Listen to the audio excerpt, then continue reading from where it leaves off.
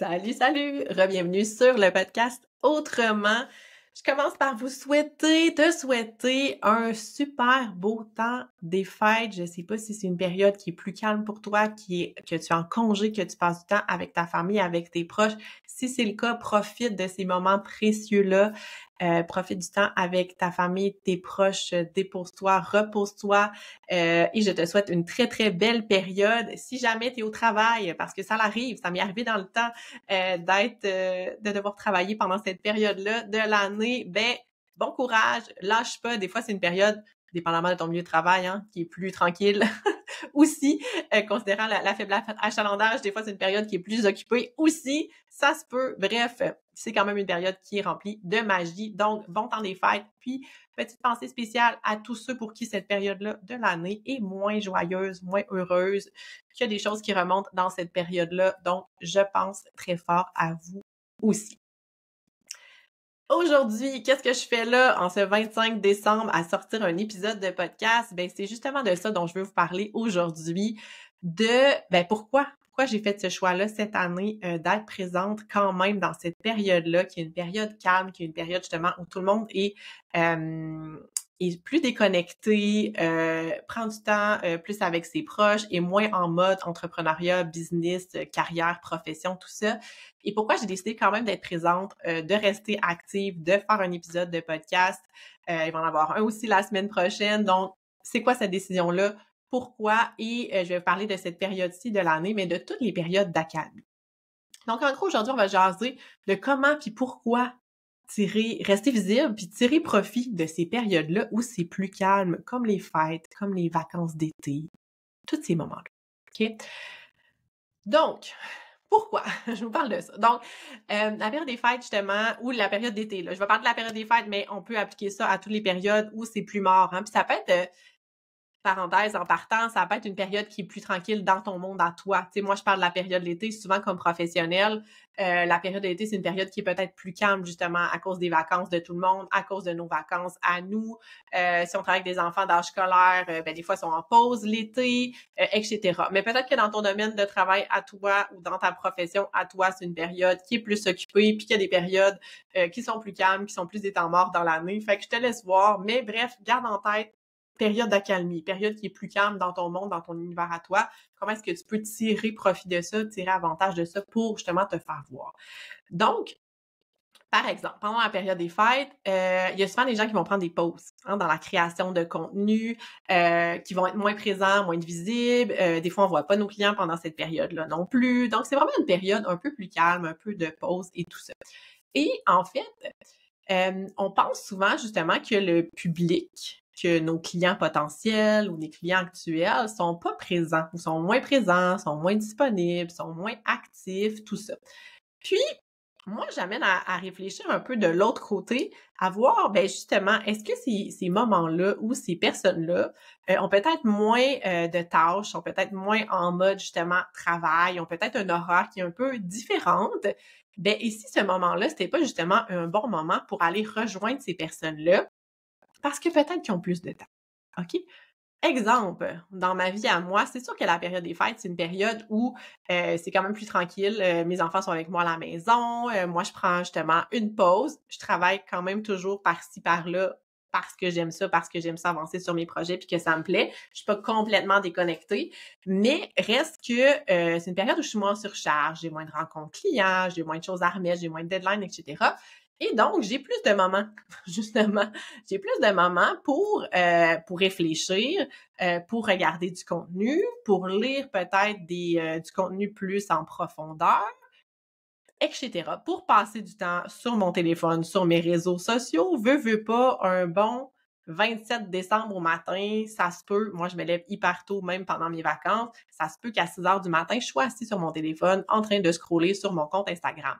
Fait que si jamais il y a des personnes, comme ce que je suis en train de faire, des personnes qui ont décidé d'être là, qui sont visibles, qui ont partagé du contenu, c'est sûr que c'est eux autres que je vais voir passer dans mon fil.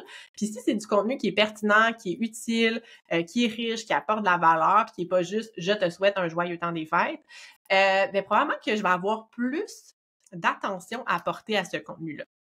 OK? Puis là, je parle de ma réalité à moi, mais je sais que c'est la réalité de beaucoup de personnes aussi. Fait que c'est sûr que comme créateur ou comme professionnel, tout ça, des fois, on a tendance à se dire: «Ouf, enfin une pause, je suis en congé, je veux rien savoir, je décroche de tout ça». Puis ça peut être correct aussi, mais sachez que c'est pas le cas de tout le monde, qu'il y a des personnes qui sont encore là, qui sont encore actifs, qui sont encore présents, qui ont même plus de temps, peut-être plus de disponibilité dans leur cerveau, dans leur vie pour consommer du contenu de qualité. Fait que c'est sûr que si vous avez du contenu qui est déjà là, on peut retrouver. Si je vois rien d'intéressant sur mon téléphone, je vais peut-être aller lire un article de blog, je vais peut-être prendre le temps de rattraper mes anciennes infolettes que je classe méticuleusement et que des fois je n'ouvre pas parce que j'ai d'autres choses à faire, mais peut-être je vais retourner dans ce genre de contenu-là, etc. Bref, gardez en tête qu'il y a des personnes qui sont là, qui sont disponibles pour ça. Aussi, il y a moins de bruit en ligne. OK? Justement, comme il y a plein de personnes qui prennent des pauses, il y a moins de publications qui sont là. Il y a moins d'infolettes qui sortent, OK? Sur du contenu éducatif, là, je veux dire. Fait que des fois, il y a moins d'infolettes qui vont sortir à ce moment-là. Il y a moins d'épisodes de podcast. Et moi, dans les dernières années, je prenais toujours une pause de la mi-décembre à la mi-janvier à peu près où on faisait pas d'épisodes de podcast. Donc, des fois, il y a moins de contenu. Donc, c'est une opportunité. Moins il y a de gens, moins il y a de bruit, moins il y a de l'attention des gens est sollicitée par plein de personnes, mais plus que toi, tu peux avoir de la place, plus que tu peux te faire voir, entendre, connaître. Fait que c'est un bon moment pour renforcer ta visibilité, pour renforcer ta crédibilité, pour parler de certains sujets, montrer ton expertise aussi, parce que comme je disais, des fois, les gens sont plus attentifs, sont plus disponibles, puis ils ont même plus de temps pour aller consommer ton contenu. Donc, si tu veux quand même être en vacances, OK? Si c'est une période de l'année où tu dis, moi, j'ai besoin de décrocher, j'ai envie d'être relax, ben, prépare ton contenu à l'avance. Et c'est sûr que là, rendu au moment où je sors cet épisode-là, il est un peu tard pour te donner ce conseil-là. Je te l'accorde, mais c'est quelque chose que tu peux garder en tête et que tu peux faire dans l'avenir. Même chose pour la période d'été. Si tu dis, pendant l'été, c'est plus calme, je m'en vais 3 semaines en vacances avec mes enfants, je veux pas gérer mes affaires, je suis off, déconnectée, ben, tu as le droit de préparer ton contenu en avance, tu as le droit de le partager. Puis tu peux même aviser les gens que tu vas être en vacances. Voici mon contenu, puis tu sais, par exemple, faire un petit message automatique. Hey, merci pour ton intérêt, je te reviens à mon retour de vacances. Mais reste que tu es là, tu es visible, tu restes dans la tête des gens, puis tu peux partager du contenu de valeur et justement te faire voir, te faire connaître. Donc, tu peux programmer en avance tes publications, tes infolettres, tes articles de blog, name it, tout ce qui te demande pas d'être présente en direct. Fait que fais ça à l'avance. Sinon, tu sais, tu peux partager aussi. Tu peux retourner partager du contenu antérieur. Fait que si tu dis, parfait, c'est un moment, par exemple, tu sais, là, juste avant la période des fêtes, c'est un moment qui est occupé, j'ai pas nécessairement le temps de créer du nouveau contenu hyper profond, hyper pertinent. OK, ben peut-être que tu as créé un article de blog super utile au mois de septembre, puis finalement, qu'il n'y a pas eu tant de vues que ça parce que c'est une grosse période, puis tout le monde, c'est la rentrée, puis tout le monde pitch son contenu à ce moment-là de l'année. Ben, pourquoi tu vas pas juste aller fouiner dans ce contenu-là, le recycler, refaire soit un carrousel avec ça, une publication, hein, si tu es présente en ligne. Si c'est un article de blog, ben pourquoi tu ne vas pas justement le remettre de l'avant, le repartager, envoyer ton lien dans une infolettre? Pourquoi tu ne vas pas sortir tes 5 meilleurs épisodes de podcast que tu as fait pendant l'année? Pourquoi tu ne vas pas chercher dans tes outils, hein, si tu es clinicien, clinicienne, puis que tu as des outils que tu partages à tes clients habituellement, des documents d'exercice, des fiches pratiques, des aides-mémoires, des choses comme ça. Souvent, on va créer beaucoup, beaucoup de contenu pour nos clients, puis finalement, ça reste dans nos petits clients à nous. Ben, c'est une bonne façon, ça, de montrer notre expertise, notre crédibilité. Fait que tu pourrais dire, OK, dans tout mon bagage, là, qu'est-ce que j'utilise souvent? À qui est-ce que ça pourrait être pertinent?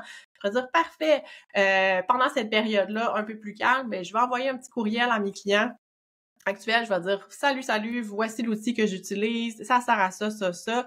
Je vous envoie ça en PDF, pif paf, t'envoies ça, te partager un contenu, te montrer ton expertise, ta crédibilité sur un sujet que tu maîtrises, t'aider tes clients, sont contents, il y a peut-être le temps de le regarder, ils ont peut-être le temps de l'essayer, cet outil-là, pendant justement que c'est une période plus calme.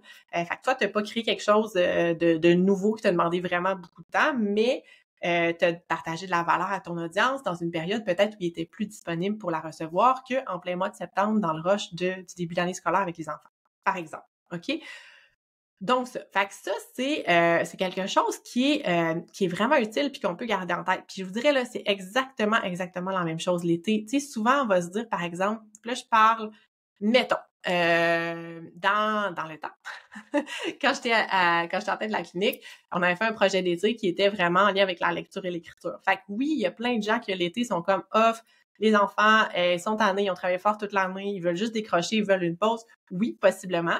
Puis il y a d'autres parents, il y a d'autres enfants qui se disent hey là, on a bien travaillé, on s'est amélioré, ça s'en vient bien, je veux pas laisser un trou de 2 mois à mon enfant, je veux pas faire la glissade de l'été, je veux pas qu'on reparte en arrière, je veux qu'on maintienne ça, mais que ça soit agréable, que ça soit le fun. On avait créé un projet qui s'appelait Mieux lire dans le plaisir, qui était un projet pour soutenir la lecture, l'écriture chez les enfants, qui était en début d'apprentissage, mais dans le fun, dans le plaisir. On partageait des livres, on avait des banques d'outils à la maison, des petites capsules pour les parents, justement des exercices super chouettes à faire avec les enfants, ludiques. Là, on était dans le fun, le plaisir, mais dans la progression quand même, puis dans le support à ces parents-là qui avaient besoin d'aide. Fait que si je m'étais dit à cette époque-là, hey, c'est l'été, tout le monde est tanné, tout le monde a envie de décrocher. Non, moi, au mois de juin, là, j'étais en grosse promotion, là. Hey, yes, ton enfant a progressé, t'es content, on continue, go, go, go, ça va être le fun en plus.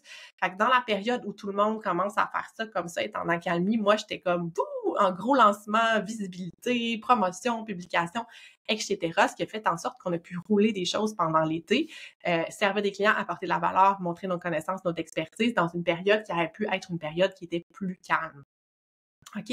Fait que essaie de penser dans ta situation à toi, dans ton type de service professionnel que tu rends, dans ta business à toi, qu'est-ce que tu peux faire pendant ces périodes-là pour quand même être disponible, pour quand même être au service, hein? On pense toujours à servir. Notre objectif, c'est de servir les gens. Comment est-ce que tu peux servir les gens? Comment est-ce que tu peux leur apporter de la valeur pendant cette période-là où il y a beaucoup moins de monde puis que tu peux prendre une petite place, te faufiler peut-être, puis peut-être ça va t'aider même à te faire voir alors que tu serais peut-être pas vu à d'autres moments de l'année.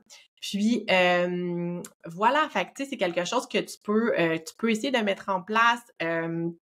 Essaie de réfléchir, de prendre un moment pour te poser puis te dire OK, c'est quoi les downs de mon année, c'est quoi les moments plus calmes. Ça peut être en termes de revenus, ça peut être en termes d'achalandage de temps, ça peut être en termes de justement tu penses que les personnes sont pas disponibles, puis essaie de voir comment est-ce que tu peux te faufiler dans ces moments-là pour justement continuer à être présent, à être visible. Donc voilà, fait que essaie de penser à ça, essaie toujours de, par exemple, on se ramène toujours à la ligne directrice. Je vous ramène toujours à ça.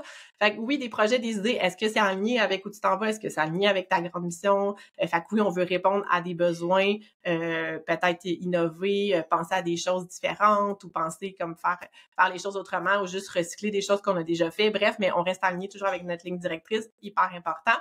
Donc ça, fait que voilà, fait essaie de penser à ça, c'est mon petit exercice, mon petit devoir si tu m'écoutes. Si tu m'écoutes ça peut être pour maintenant, ça peut être pour la prochaine période d'accalmie. Et c'est ça, fait que reste ouvert. Ouais, je vais dire, montre une belle ouverture à ces moments-là, puis vois comment est-ce que tu peux en profiter, en bénéficier. Donc, sur ce, je te souhaite un bon reste de congé si tu es en congé. Et ben, je te retrouve, comme j'ai mentionné, la semaine prochaine. Salut!